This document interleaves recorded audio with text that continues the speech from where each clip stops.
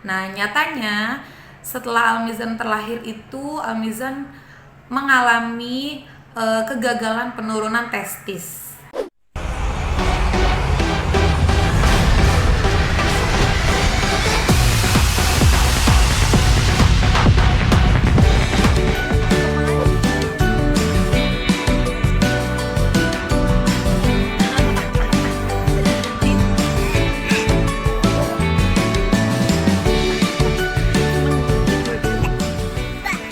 Assalamualaikum warahmatullahi wabarakatuh. Hai ayah bunda, ketemu lagi di channel YouTube kita ya. Menjadi orang tua dengan anak Down syndrome pastinya menjadikan diri kita dan mengharuskan diri kita untuk banyak belajar. Salah satunya belajar tentang mencari tahu kondisi kesehatan anak-anak kita. Karena nyatanya anak-anak Down syndrome ini terlahir dengan banyak berbagai macam masalah kesehatan pada dirinya. Kalau pada Almizan, sewaktu dia lahir, pastinya hal yang aku lakuin pertama kali adalah screening masalah kesehatan dia, mencari tahu, tanya ke dokter, ada masalah kesehatan apa nih, jantungnya, paru-parunya, lambungnya, bahkan sampai organ kelaminnya pun aku cari tahu. Nah, nyatanya setelah Almizan terlahir itu, Almizan mengalami kegagalan penurunan testis. Kalau untuk anak bayi laki-laki seharusnya ada 2 kantung kelamin atau 2 testis di dalam skrotum. Nah, hal ini terjadi tidak pada Almizan. Almizan hanya memiliki 1 testis di dalam skrotum, yang seharusnya testis itu ada 2 di dalam kantungnya. Nah, setelah aku konsul sama berbagai macam dokter, biasanya hal ini tidak terjadi pada anak Down syndrome saja. Ternyata banyak juga anak-anak normal lainnya yang mengalami kegagalan penurunan testis ke dalam kantungnya. Nah, sebetulnya ini bukan hal yang berbahaya atau hal yang tidak bisa disembuhkan, karena nyatanya dokter itu bilang kalau penurunan testis ini bisa ditunggu sampai anak usia 6 bulan atau di bawah 1 tahun. Nah, kalau misalnya si anak udah usia 1 tahun atau lebih, si testisnya belum turun sendiri juga, nah itu kita harus sudah waspada untuk dilakukan operasi penurunan testis ke dalam kantungnya. Jadi sebetulnya kita masih bisa menunggu kalau ayah bunda ada yang mengalami hal yang sama. Jadi kalau ada ayah bunda punya anak bayi laki-laki, coba diperiksa, coba dilihat kantungnya ada 2/1. Kalau misalnya di bawah 1 tahun masih bisa ditunggu, biasanya testisnya bisa turun sendiri. Tapi kalau udah lebih dari setahun, kita observasi, kita pantau masih belum ada penurunan, nah itu harus dilakukan tindakan segera. Nah, inilah yang aku alamin sama Almizan itu. Almizan udah usia 4 tahun. Nah, akhirnya di sini aku baru bergerak sama suami untuk melakukan tindakan nih sama Almizan, karena pas usia Almizan 3 tahun itu kita fokus sama mau menyunat Almizan, karena kita mikirnya udah dia sunat dulu. Kalau sunat kan takutnya si anak makin besar, dia nanti menimbulkan trauma yang lebih besar karena dia sudah lebih paham, sudah lebih tahu.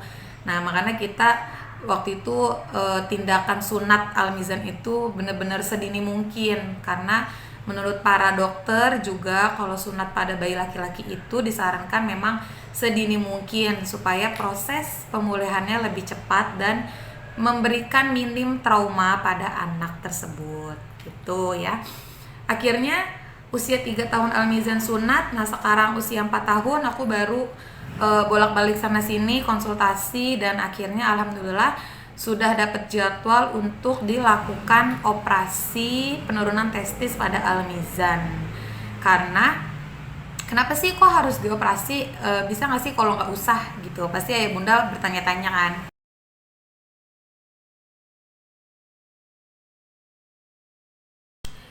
Dampak tidak dilakukannya penurunan testis pada anak laki-laki kita itu akan jangka panjang, karena otomatis testis yang tidak berada pada tempat aslinya itu akan mengalami gangguan. Salah satunya adalah gangguan kesuburan.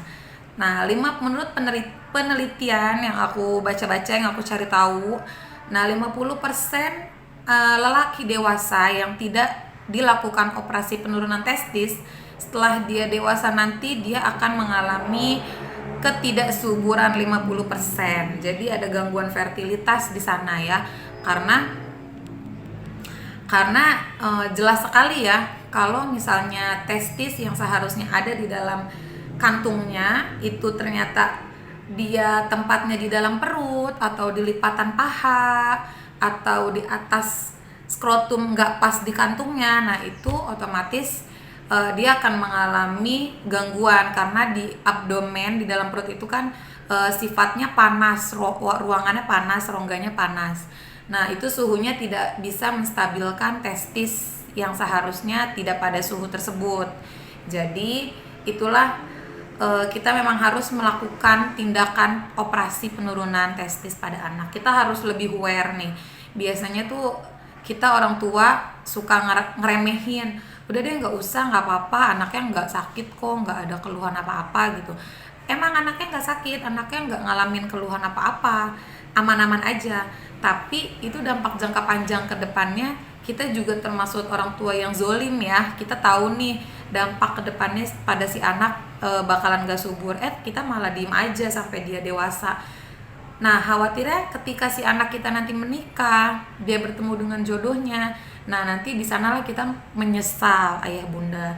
Jadi kita nggak boleh zolim terhadap anak kita. Apa yang seharusnya bisa kita perbaiki di masa sekarang, kita perbaiki. Jangan sampai kita melihat anak kita sengsara dan menderita di masa yang akan datang. Jadi hal kayak gini harusnya udah bukan hal yang tabu ya. Jadi kita harus buka mata, kita harus banyak baca, banyak cari info, harus apa, harus gimana. Karena aku sendiri juga sebenarnya gak tahu apa-apa. Makanya pas Al-Mizan 4 tahun nih, aku baru segera banget langsung bolak-balik rumah sakit sama suami, ngatur jadwal karena kita sama-sama kerja ya. Tapi emang harus kayak gitu, kita harus meluangkan waktu saat ini, kapan lagi. Kalau ujung-ujungnya besok atau lusa pun ujung-ujungnya tetap harus dilakuin tindakan. Jadi kita harus berilah yang terbaik untuk anak-anak kita ya.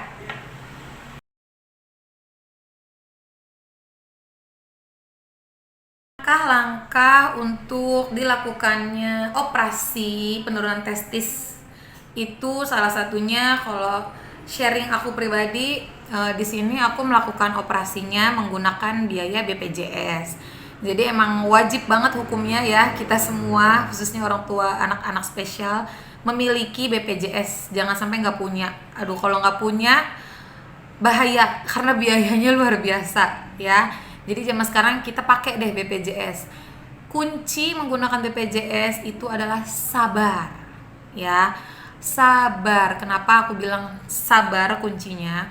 Karena nyatanya memang penggunaan BPJS ini tuh alurnya memang harus diikutin sesuai prosedur karena kan sistematik banget ya. Contoh, BPJS itu bisa digunakan satu hari satu kali. Jadi kita nggak bisa dalam satu hari itu kedua poli, kedua ruangan, kedua kali ketemu dokter gitu, nggak bisa. Jadi yang aku jalanin selama ini kurang lebih 1 bulan deh, 1 bulan hampir 2 bulan deh. Itu tuh bolak-balik ke rumah sakit. Pertama kita ketemu, dirujuk dulu ya kan, dari vaskes tingkat pertama kita minta rujukan, nanti dirujuk ke urologi. Dari urologi nanti dokter spesialis urologinya menyiapkan persiapan operasi. Salah satunya kita diambil darah si anak, dan itu 1 hari, jadi bolak-balik, nggak hari itu juga semuanya. Hari besoknya ngambil darah, hari besoknya lagi balik lagi untuk ronsen paru, hari besoknya balik lagi untuk USG. Si testis nih mau dilihat nih lokasinya di mana, apakah di perut ataukah di inguinal ataukah di lipatan paha. Nah besoknya kita balik lagi nih, hasilnya udah ada semua, kita kontrol lagi ke dokter spesialis anak karena yang bisa membaca hasil semua itu dokter spesialis anaknya. Nah kalau pas dibaca sama dokter spesialis anak ternyata hasil labnya nggak bagus atau di dalam paru-parunya ada flek, ada masalah, itu nanti pengobatan dulu.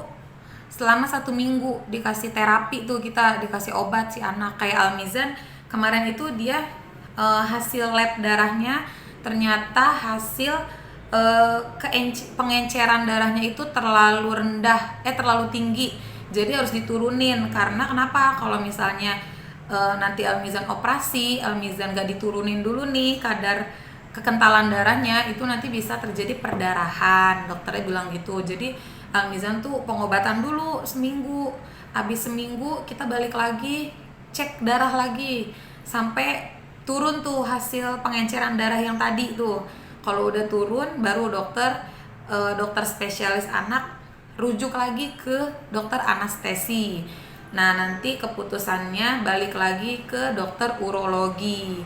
Dokter anestesi itu cuman ACC untuk tindakan, nanti ditanya-tanya lagi tuh di situ, di screening lagi. Udah, setelah itu balik lagi ke urologi. Nah, di sanalah kita dapat penjadwalan operasinya. Nah, kalau Almizan itu dari ACC sampai penjadwalan itu jaraknya 1 bulan. Nah, nanti mudah-mudahan tanggal 28 Juli ini Almizan dilakuin operasi penurunan testis dengan berbagai macam prosedur yang kita lewatin. Dan pastinya kalau kita nggak sabar dan nggak bisa ngatur waktu, kayaknya sulit banget ya, karena kita sama-sama bekerja, aku sama suami, jadi itu lebih berat banget sih. Jadi kita bener-bener mencuri waktu, mengatur jadwal supaya semuanya berjalan, mengurus anak berjalan, pekerjaan kita juga berjalan. Jadi ya memang harus sabar ya.